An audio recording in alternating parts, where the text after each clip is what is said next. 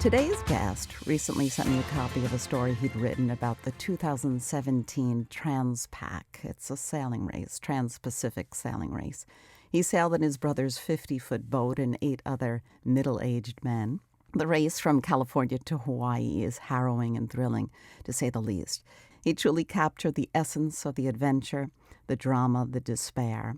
He completed his studies at Columbia University Graduate School of Journalism. He's written and submitted to many, many newspapers, including the New Yorker Magazine, New York Times, Boston Globe, several Long Island newspapers, basically 15 years as a local reporter, 30 to 40 New York Times bylines. He's also a huge nature lover and a protectorate of the earth, and he happens to have been awarded a Pulitzer Prize in 2013. We met as teens on the east end of the North Fork of Long Island, and our families have been friends ever since. I'm Jackie Tantillo, and I'd like to introduce you to my good friend Tim Wacker. Welcome to Should Have Listened to My Mother. Thank you, Jackie. It's great to be here. It's been a while that we've actually been in touch on a regular basis, so this is kind of a great way to always catch up with old friends and explore who you are today versus when we were kind of crazy kids hanging out at the beach all the time and swimming and sailing in the beautiful area of Long Island that we grew up in. And then to share, of course, and explore the impact that your mom had on your life, because she was a friend of mine and a wonderful woman indeed. Please tell us your mom's name. Oh, sure. It's Veronica. Everyone called her Ronnie. And both your mom and dad, they were both journalists. Yes, they were. Right from the get-go, they cut their teeth in the World War II era of journalism. Truly, an era of a profession that pretty much defined the profession. It was my mom and dad met at a publication that went belly up, but then got revived again, and I think it might even still be publishing, called the Brooklyn Eagle. And they were responsible for a lot of coverage of activities and even promotional, propaganda, if you want to call it that, for World War II sentiments and, World War II driven coverage. My father had a bad foot, which he ended up getting disqualifying him for the Army, so that's how he was there. But my mother was quite active in her early journalism career with the Brooklyn Eagle. Where did your mom hail from? Where's her family from? Oh, they were, to my understanding, the bulk of her childhood and early adult life were spent in the northern tip of Manhattan, in a neighborhood called Inwood, right off of Broadway, 1 block off of Broadway and 2 blocks from Dyckman Street on the very northern tip of Manhattan. Your dad, also a journalist, as we mentioned, Bob Wacker. Yes. So where did your dad hail from? He was from Brooklyn, Williamsburg mostly. He grew up in a lot of the established Jewish neighborhoods, and he had some wonderful stories about the experiences with the deeply religious Jewish neighbors and so forth. Fun stuff. What age do you think you were when you kind of got this bug, or did it happen through osmosis to be a journalist? I always wanted to be a writer, and I came about fulfilling that ambition through a circuitous, if not absurd, route. I enjoyed studying as well, and there was always a presumption, I think probably ingrained by my mother as much as anyone, that we went to college. That was never something that was up for discussion. And while I certainly didn't have grades that would justify that ambition, I accepted it nonetheless. And it was in college that I realized how much I enjoyed writing. There was one experience that crystallized that was when I was in my second year of college and doing particularly poorly in every measurement of academia you can find. I was thinking, well, that's it for college for me. And there was a program there at the Southern College that I was going to at the time called Semester.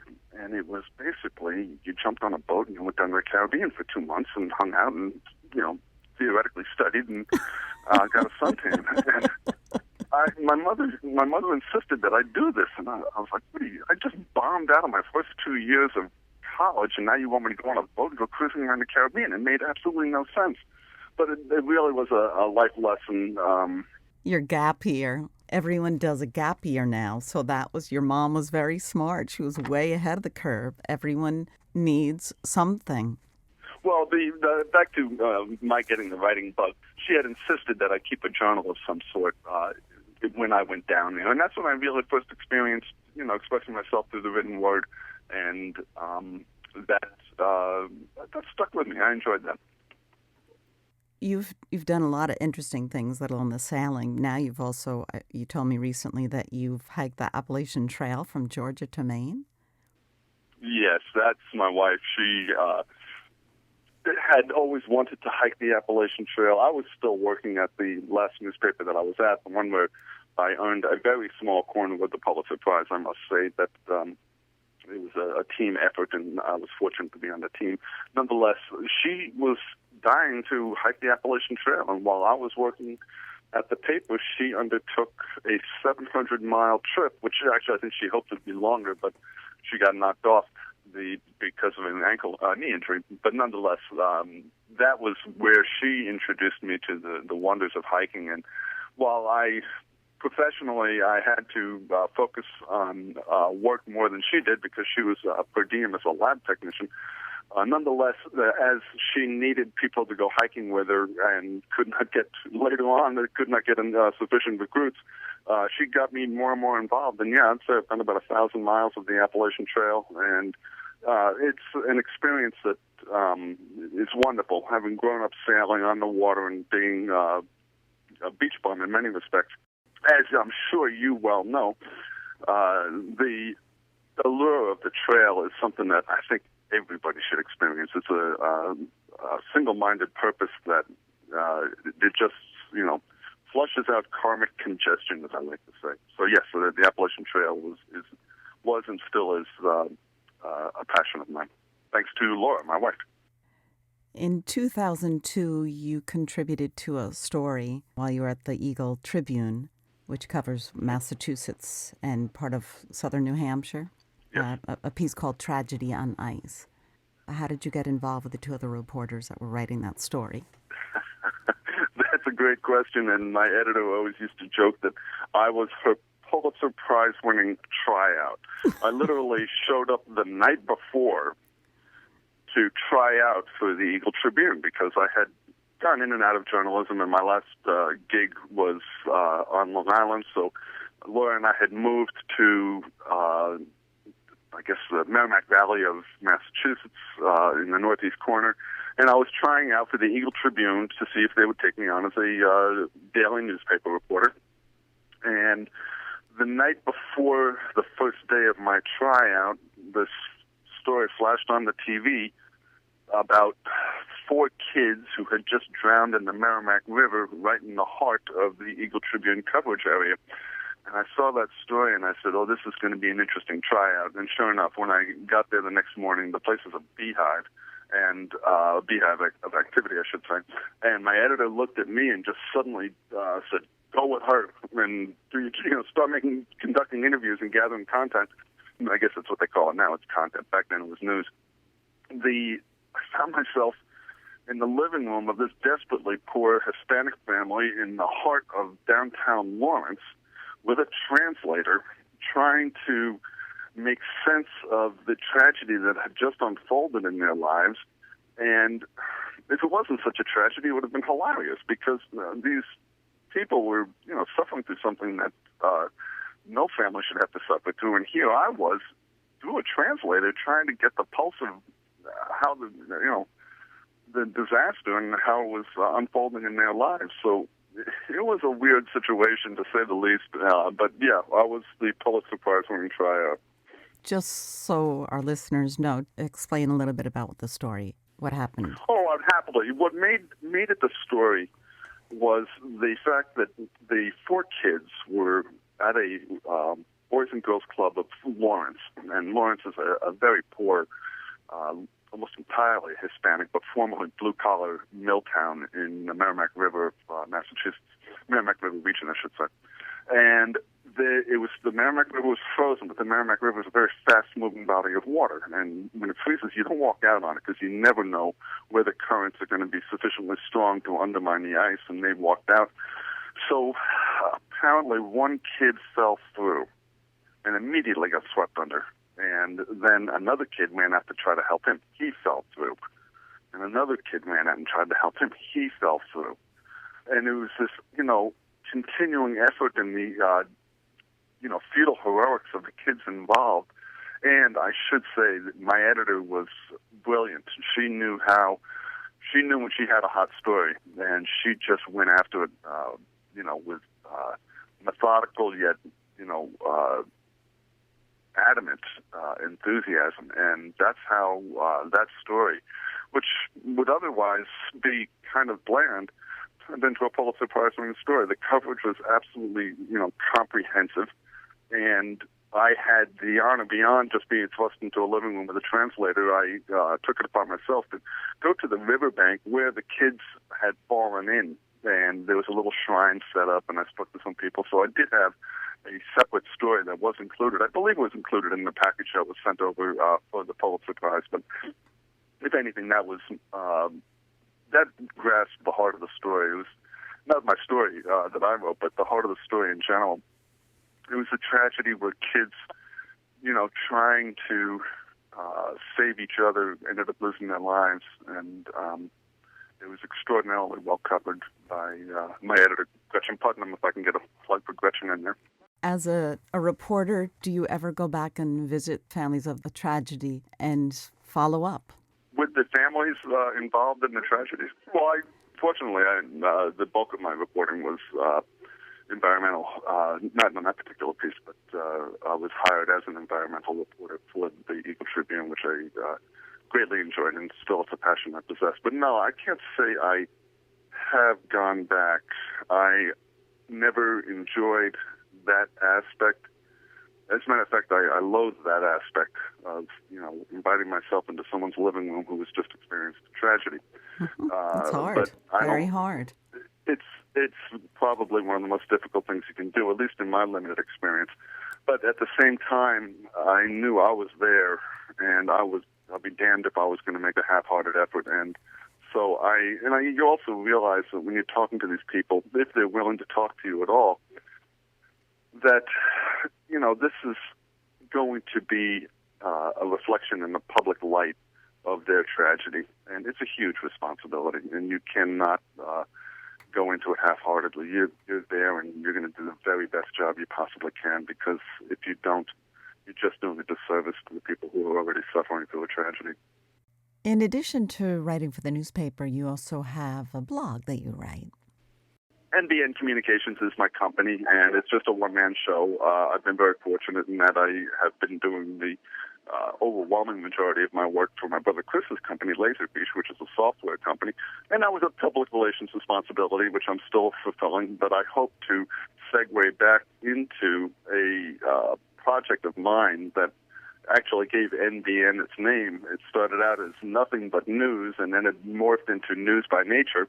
But it's a website that it's a blog. I try to write about as many different subjects as possible, and try to write as authoritatively, justifiably or otherwise, on those subjects. And it's an outlet. I love doing it. I don't know how many people read it as yet, but I just broke 5,500 visitors last month, so I'm doing something right. And it's an opportunity that I think all people should take advantage of, to put your thoughts down on paper and, expound on the experiences of the world today. And my gosh, have we got some experiences today. So it's more politically driven than it originally was. It was originally just an environmental website, but now it's circumstances being what they are. I've dipped a little deeper into politics and the circumstances of today. Google Tim Wacker, News by Nature, and you will get everything from popular wisdom or lack thereof, recycling news, global warming news, solar power news, alternative energy news, good news, bad news. It's all there. N is in Nancy, B is boy, N is in Nancy. News by Nature. You're listening to Should Have Listened to My Mother. My guest is journalist Tim Wacker. We're trying to work our way through Tim's life a little bit to find out how he was shaped and formed. And your mom, Ronnie, as you mentioned earlier, had a huge impact in your life. Did your mom always work when you guys were growing up? She did. Well, I shouldn't say always, because when you have 5 boys, there's just so much work you can do and still keep a household together. We're going to get to that. Boys. We're going to get to that part of the 5 boys. 5 boys in a 7-year span.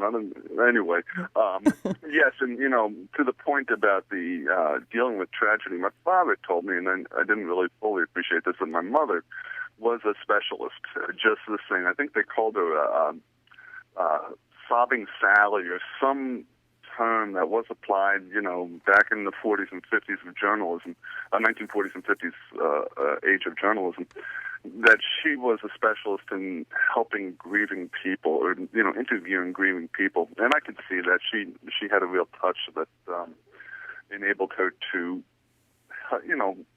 be sensitive and at the same time get to the heart of the story. And so, really, not directly, but she instilled in, I think through osmosis or some other means, an appreciation of what a responsibility it is to talk to people who are dealing with tragedy.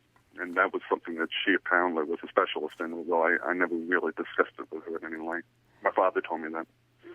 I can still remember her voice and her cadence, and she was very specific with the words that she chose, and I just loved watching her face and her eyes, and she was just wonderful. I would talk to her when I'd call the house to see if any of you guys were around. I'd wind up hanging out on the phone with her for like 20 minutes, so it was an absolute joy to get to know her. Well, thank you. Your mom have journalism in her family, or writers? No, not at all. They came from a desperately poor family. My grandfather was a stubborn German, and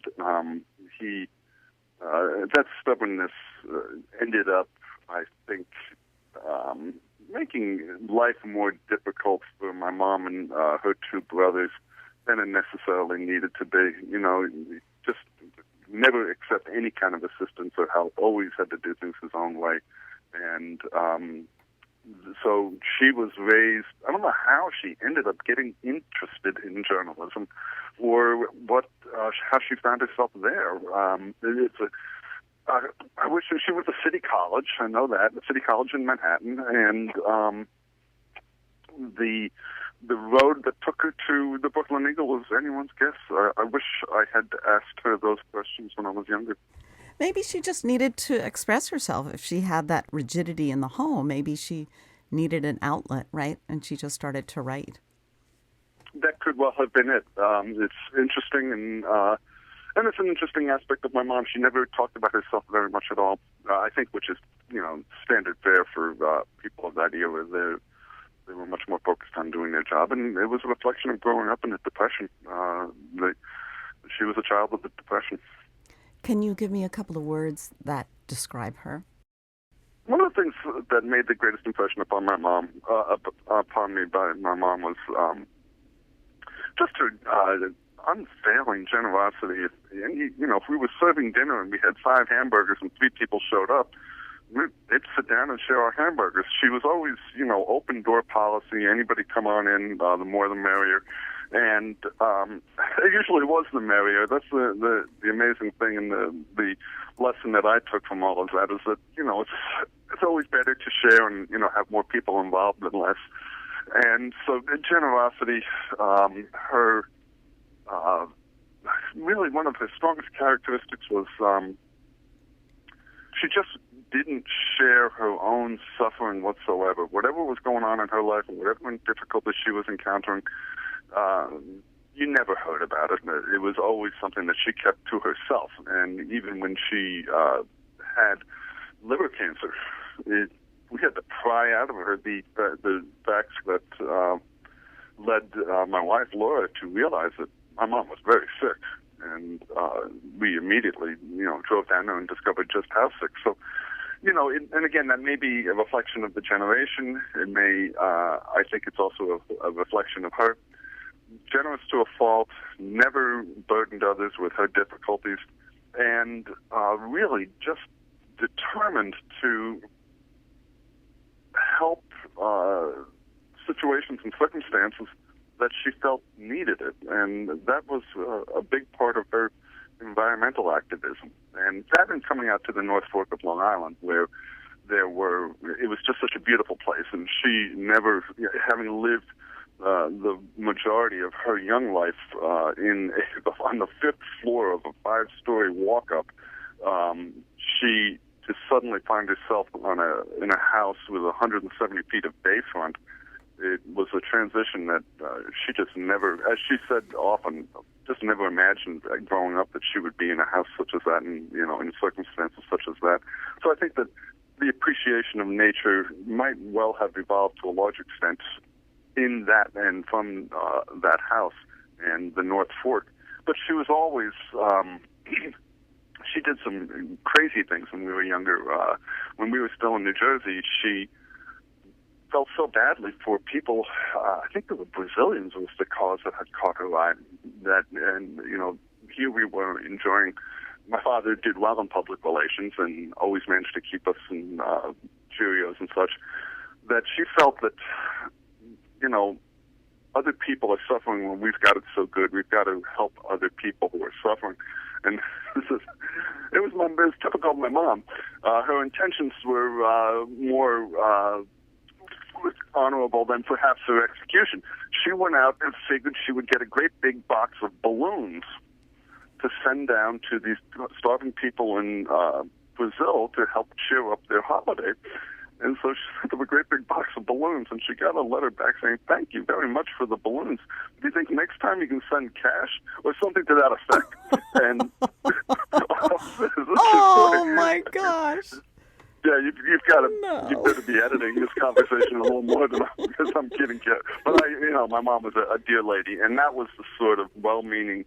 Those lessons were not lost on any of us, my brothers or I. We realized that helping people is something that you do, you just do, and that was a lesson instilled in us by her.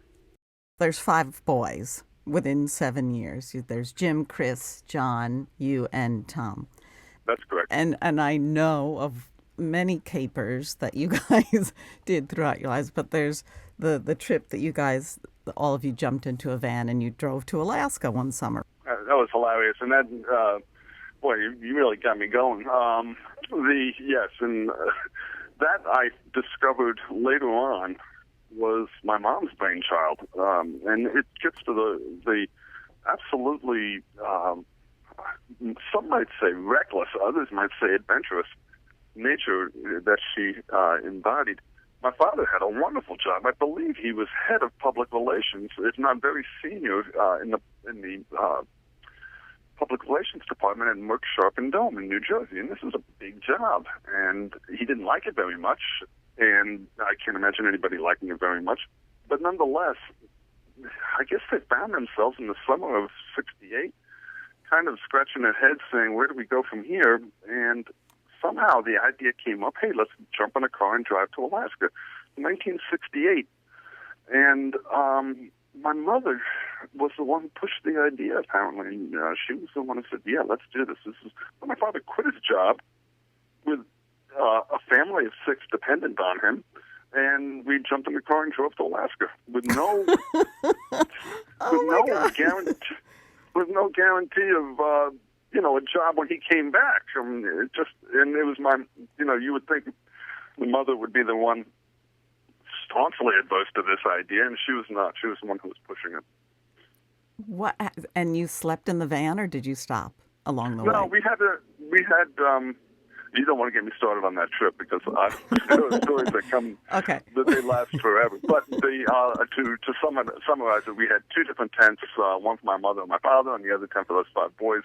And it rained pretty much the entire trip up there. But so many memories, it's hard to describe. And once again, my mother's insight as to how important those memories are to a 60-year-old man looking back on them. It gives an insight into who she was. Who was more the disciplinarian, your mom or your dad? Or neither? They both weren't real good at it. My brothers, I know that sounds crazy, but to try to answer your question, obviously my mother was a disciplinarian because my father was always off at work. But, we always knew that you could get away with murder. Yeah, it was 5 against 1. She didn't stand a chance. So, but yeah, my mother was a disciplinarian, but she would say, if you don't do such and such and such, your father's going to do such and such and such. And so she always, Dad was the enforcer, my mother was administration in that matter. I can't even imagine the 5 boys, how much fun you had. That's pretty great. It was hilarious. Yes, it was pretty funny. Did your mom cook a lot? Later on, I think, there were times when, given both my parents' predilection for just abandoning well-paying careers and successful families, there were times when we didn't have a whole lot of money, particularly out on Long Island. You would think we lived in this magnificent property. The house itself was a dump, but the property was magnificent. And there were times when making ends meet was a bit of a trick, and my mom used to make these drums of lentil soup, which, you could get to put together for about 3 or 4 cents a serving. And we would eat that for, a couple of months at a stretch. So she was a good cook in that she could make... She was a good cook in that she could make ends meet. But later on, as, things got a little more settled and the kids moved on, she was an extraordinary cook. Her ability to make a delicious, healthy meal was something that had to be seen. Although it was funny, my father always complained bitterly that, all this health food was no good. But, yeah, she was great, and she could put on Thanksgiving like nobody's business. She would have at least three or four different vegetable dishes, not to mention pies. And so, yeah, she was an extraordinary cook. And did you guys ever do stuff with her in the house like that, domestic stuff, or were you just off running around doing your thing? No, we were all, I mean, it's a good question, and I wish I had an answer for you right away. As much as anything, she was not the domestic that I'm painting her to be, and we used to get ribbed by our friends who would come over to the house, who would remark on how sloppy the house was. And first of all, that's a reflection of having 5 boys who were slobs, but it's also having a mother who, at that time, as soon as she could, she was working at the Suffolk Times, which was the local paper out there. And in no small measure because we moved out there without any real income. For a couple of years there, we were desperately poor. And so she took a job. She got paid, believe it or not, 12 cents an inch for copy. First it was at the News Review, and then she moved to the Suffolk Times. But, I mean, we're talking writing entire stories for a couple of bucks each. I mean, I guess that may be an exaggeration, but she worked very hard and got paid very little. But, it put a few extra bucks on the table, and that was where she spent a great deal of her time after we had moved back to the East End. But she loved it. She loved the writing. She enjoyed it very much. Yes, she did. She clearly did. And she loved also being involved. One of the things stands out to me in her involvement, first, obviously, through the newspaper, when she broke some great stories. When Loco wanted to build a nuclear power plant, a coal-fired power plant in Jamesport. She was the one who first got a hold of the story, and it mushroomed into a disaster that Loco, that was the electric utility at the time, ended up having to shelve, and it was a real black eye for them. But yes, she enjoyed it very much, and she enjoyed being able to write about the causes that was dear to her very much.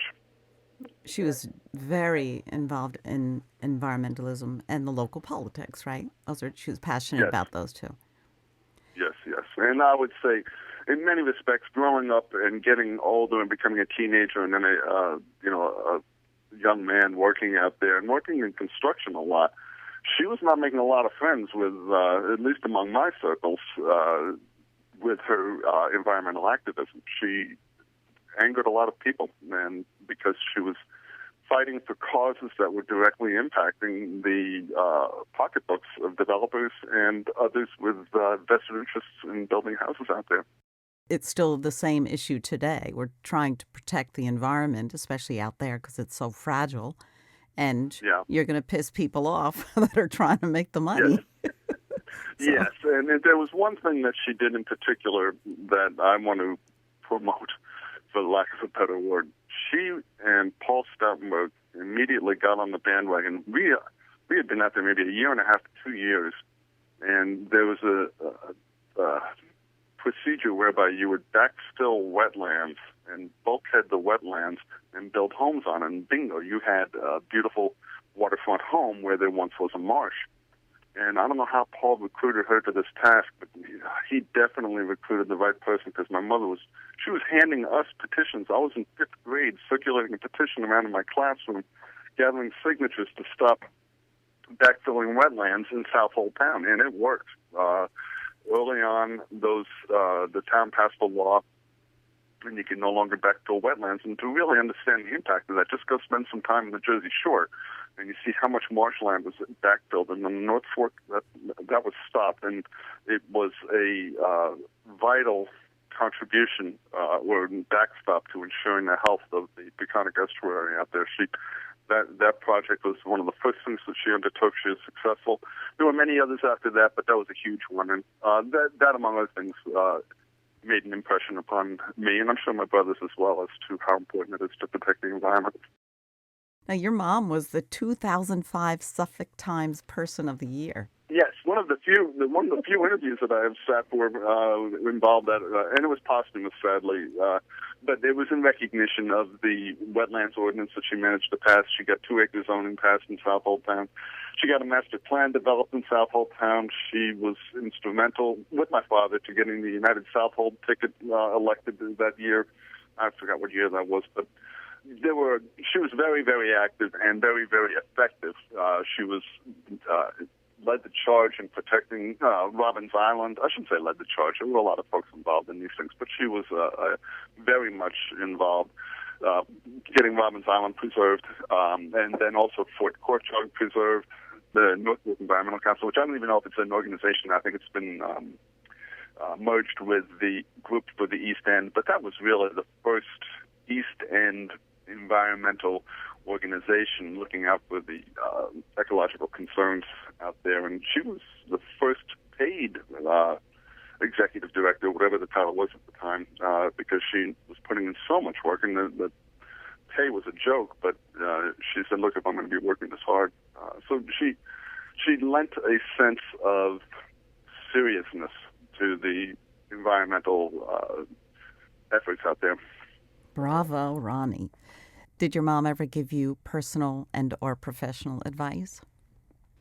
That's a regret on my part. I always deferred to my dad because he was more the professional. He had the serious gig at Newsday, and so I wish I had asked my mom more for her input. I mean, she obviously was. I submitted so much stuff that was truly awful to both of them to read, and dying to hear their response, but it was always my dad who I deferred to, and would immediately ask, Dad, what did you think? And that is a regret on my part. I wish I had sought out my mom's counsel more than I did. But yeah, I would, certainly I would take advantage of what she had to say. Also, I try to incorporate her thoughts and ideas. She was more of a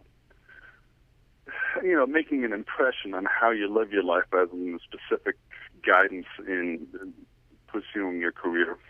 She showed by example. Exactly. Thank you. Did she give marital advice? Yes, she did. She might have been more than anybody else responsible for, greasing the skids, so to speak. If that's a apt term. I remember because I think in keeping with the theme of your podcast, she always wanted me to settle down, I think, earlier than I did. I was always just having way too much fun living life to actually start getting serious about it. And I think that was a disappointment on her part, and I'm still not sure if I should have, taken her ambitions for me more seriously. But I did ask her on that, and she said, well, it's a good idea settling down, and you may well find it's a wonderful thing. So hearing that from her, and I guess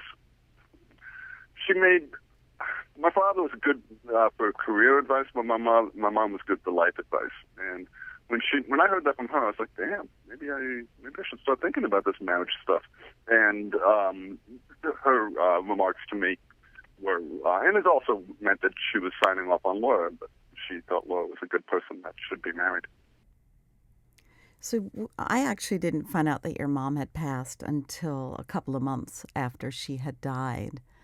And then when I heard the story of what happened, that she hadn't told you guys anything, she hadn't said a word to you, that must have been pretty shocking. It was, and the circumstance by which it came about was, it was tragic for us because it was so sudden. The two of them were just really hitting their elderly stride, and we figured that both of them, if anything, my father would die before my mother.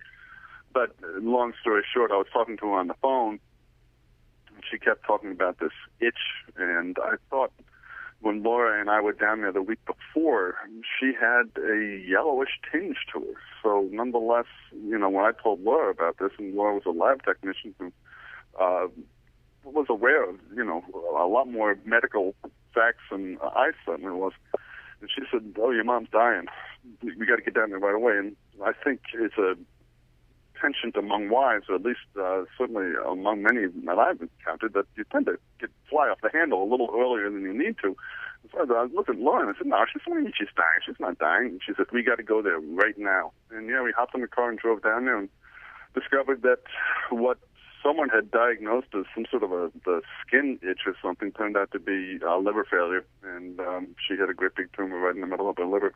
And to characterize my mom, she was on the gurney in the outside the emergency room in Sloan Kettering, and the latest bout of bad news had just settled in, and she looked at me and said, "Oh well, into each life some rain must fall."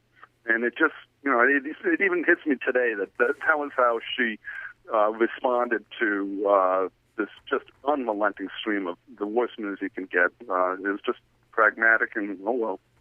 And that, I think, sums up certainly one of her many characteristics well. And it really is a process. You move on, and I can now talk about this pretty much without tearing up or anything else.